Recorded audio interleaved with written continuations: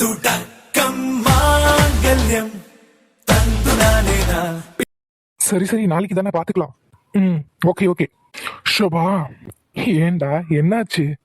நாளைக்கு exam result ஆண்டா. என் தங்கச்சி ஒருத்தி நீட்டுக்கு எழுதிருக்கா. காலையில இருந்து போன் மேல போன் வந்துகிட்டே இருக்கு. நீதான்ப்பா பார்த்து சொல்லணும்னு.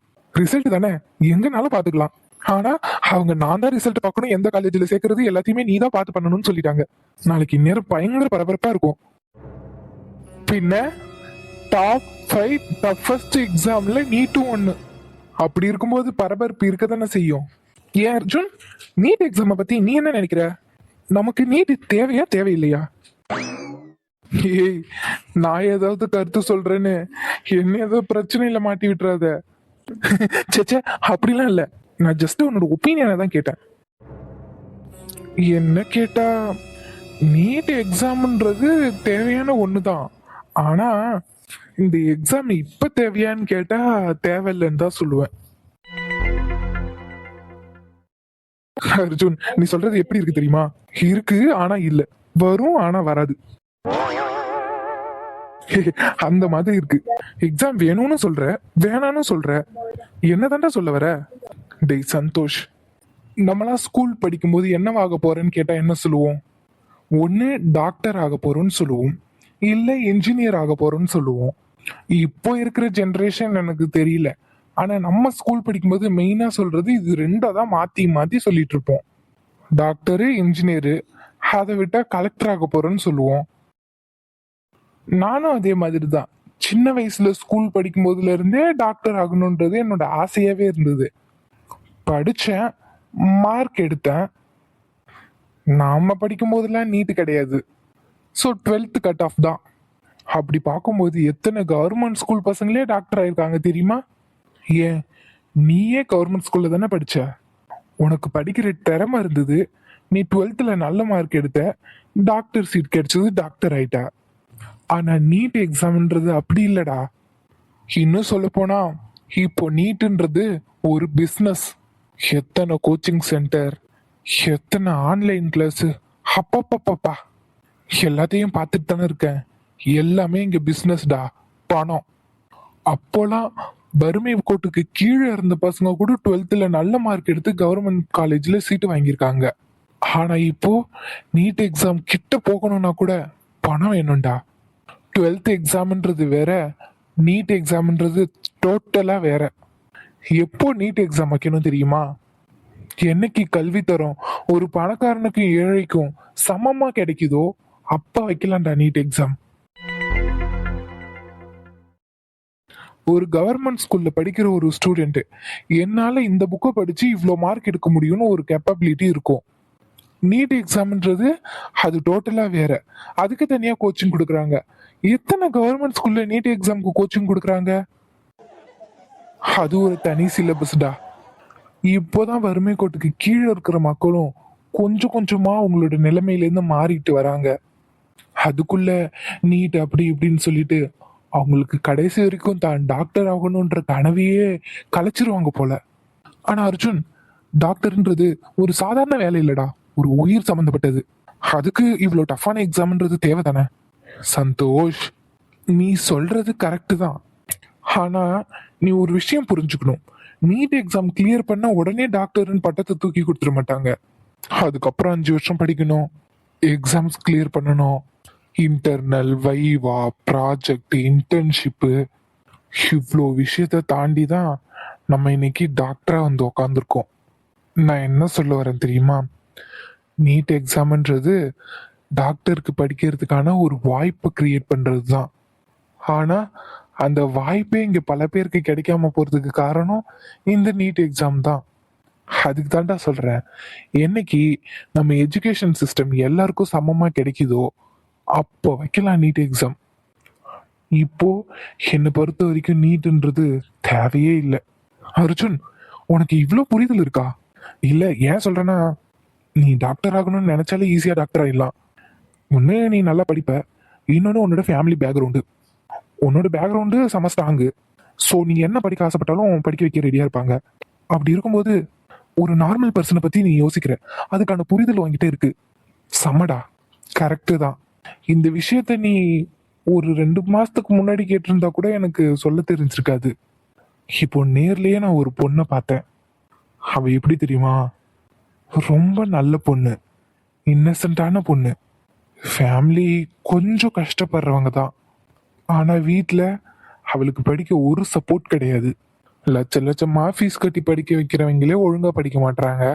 தனக்கு படிக்க ஒரு வாய்ப்பு கிடைச்சா போதும்னு நினைச்சு படிக்கிற பொண்ணு அவ. அவ வாய்ப்பு கிடைக்கலையேன்னு கஷ்டப்படுறாள தவிர படிக்க கஷ்டப்படுற மாதிரி தெரியலடா. அப்போதான் எனக்கு புரிஞ்சுது, இங்க நிறைய ஸ்டூடெண்ட் அப்படிதான் இருக்காங்கன்னு. படிக்கணும்னு ஆசை இருக்கு, வீட்டுல படிக்க வைக்க மாட்டாங்க. Financial problem. அதுவும் பொம்பளை பிள்ளைன்னா சொல்லவே தேவையில்ல. எதுக்கு படிக்க வச்சுக்கிட்டு செலவு பண்ணிக்கிட்டு. எல்லாரும் சொல்றது பொம்பளை பிள்ளை எதுக்கு படிக்க வச்சுக்கிட்டு, அந்த பணத்தை சேர்த்து வச்சு அவங்களுக்கு கல்யாணம் பண்ணி வச்சிடலான்னு. இப்படி இருக்கிற ஃபேமிலி ப்ரெஷர்ல ஒரு பொண்ணு நான் எப்படியாவது டாக்டர் ஆயிடணும்னு கஷ்டப்பட்டு படிக்கிறா பாத்தியா. செம்மடா. I am really impressed. பா, அர்ஜுன், உன்னையே ஒரு பொண்ணு இம்ப்ரெஸ் பண்ணியிருக்காளா? ஓய் ஓய், இம்ப்ரெஸ்னா நான் அப்படிலாம் எதுவும் சொல்லல. ஃபேமிலியில அவ்வளோ எதிர்ப்பையும் தாண்டி தான் படிச்சே ஆகணும்னு இருக்கா பாத்தியா. அதை பார்த்து பிரமிச்சு போயிட்டேன்டா. அதுதான் சொன்னேன். மற்றபடி நீ நினைக்கிற மாதிரிலாம் ஒன்றும் இல்லை. சரி அர்ஜுன், எனக்கு டைம் ஆயிடுச்சு, மெடிக்கல் காலேஜுக்கு போகணும். இன்னைக்கும் கிளாஸ் எடுக்க போறியா? ஆமாண்டா, கெஸ்ட் லெக்சரராக கூப்பிட்டுருக்காங்க.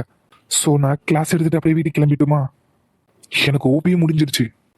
ஓகேடா, நீ பார்த்து போ. சரி அர்ஜுன். நாளைக்கு ரிசல்ட்னா அப்போ அந்த பொண்ணுக்கும் நாளைக்கு ரிசல்ட் வருமே. யார்கிட்ட கேட்கலாம்?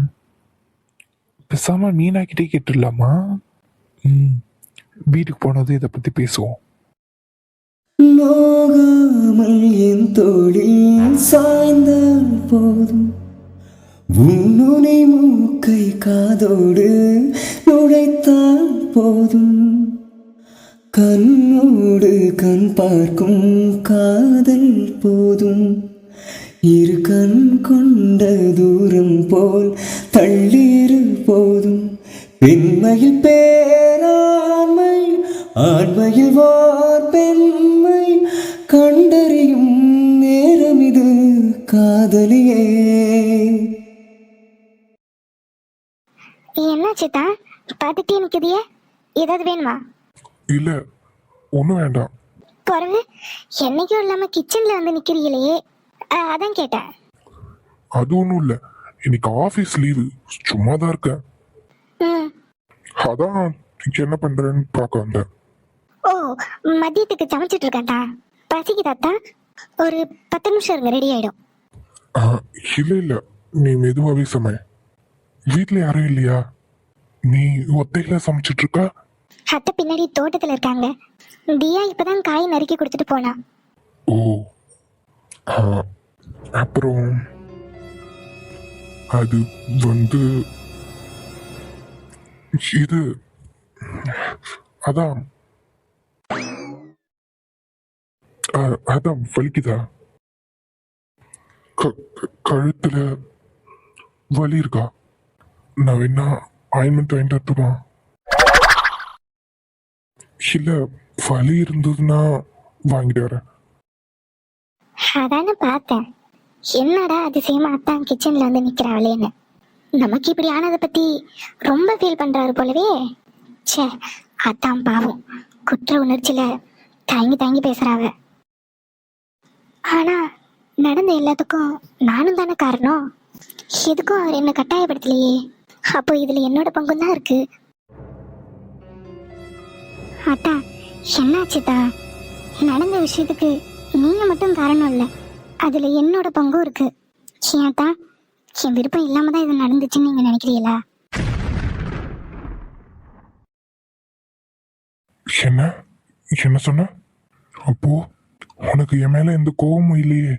ஐயோ அத்தா, என்ன நீங்க பெரிய பெரிய வார்த்தைலாம் சொல்றியே. உங்க மேல நான் என்னத்துக்கு கோவப்பட போறேன்? இப்படி பெரிய பெரிய வார்த்தைலாம் சொல்லி என்னை சங்கடப்படுத்தாதியே. எனக்கு இந்த உலகத்துல எல்லாத்த விட நீங்களும் உங்க சந்தோஷமும் தான் முக்கியம். உங்களுக்காக என்ன வேணாலும் நான் செய்வேன்.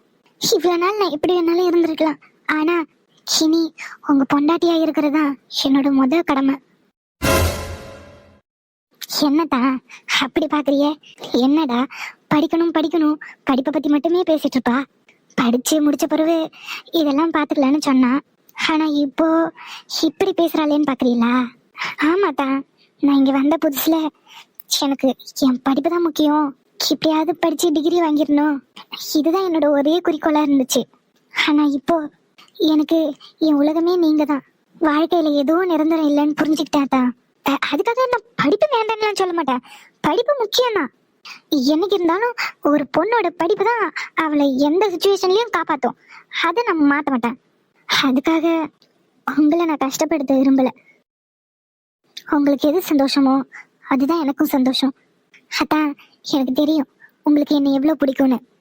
ஆனா உங்களுக்கு பொண்டாட்டியா ஆகிற தகுதி எனக்கு இருக்கான்னு தெரியல. ஆனா தான் உங்களுக்கு பிடிச்ச பொண்டாட்டியா இருக்க நான் முயற்சி பண்றேன். ஏய் மீனா, எனக்காக நீ எதையும் மாத்திக்க வேண்டாம். உனக்கு எது பிடிச்சிருக்கோ அதையே செய். தப்புனா யாரு செஞ்சாலும் தப்பு தான். அது நானா இருந்தாலும் தப்பு தான். என்ன இருந்தாலும் உன் சம்மதத்தை கேட்காம நான் அப்படி பண்ணிருக்க கூடாது. அதான் நான் சொன்னல, நேற்று நடந்ததுக்கு நீங்க மட்டும் காரணம் இல்லைன்னு. எப்போ நீங்க என்ன நெருங்கி வந்தீங்களோ அப்பவே நான் என்ன உங்ககிட்ட முழுசா கொடுத்துட்டேன். என்கிட்ட உங்களுக்கு இல்லாத உரிமையா? அப்படியா? சரி, நீ ஒத்தையில தானே சமைச்சிட்டு இருக்க, நான் ஏதாவது உனக்கு ஹெல்ப் பண்ணட்டுமா? ஹெல்ப்பா? அதுவும் நீங்களா? நான் தான். என்ன செய்யணும்னு சொல்லு, நான் செய்யறேன். நீ உட்காரு. நீங்களா? ஏன்? நீங்க எதுவும் செய்ய வேண்டாம் தான், நீங்க போய் உட்காருங்க. இன்னொரு 10 நிமிஷம் சாப்பாடு ரெடி ஆயிடு, சாப்பிட்டுடலாம். உனக்கு ஓகேவா? தனியா சமைச்சிருவல்ல? என்ன தான் கேள்வி? இத்தனை நாளா நான் ஒத்தையில சமைச்சிருக்கேன்ல, இப்ப என்ன திடீர்னு இப்படி கேட்டுப்பிட்டிய? அதெல்லாம் நல்லா சமைச்சு எடுத்துட்டு வருவேன், நீங்க போய் உட்காருங்க. அப்போ ஓகே. சம்பவக்காரி நீதானே? யார் போனு? எடுத்து பேசலாமா? இது ஆதியத்தா போன் தானே, இங்கேயே வச்சுட்டு போயிட்டாரா? போன் வேற கிடந்து அடிச்சுட்டே இருக்கு. யாரு?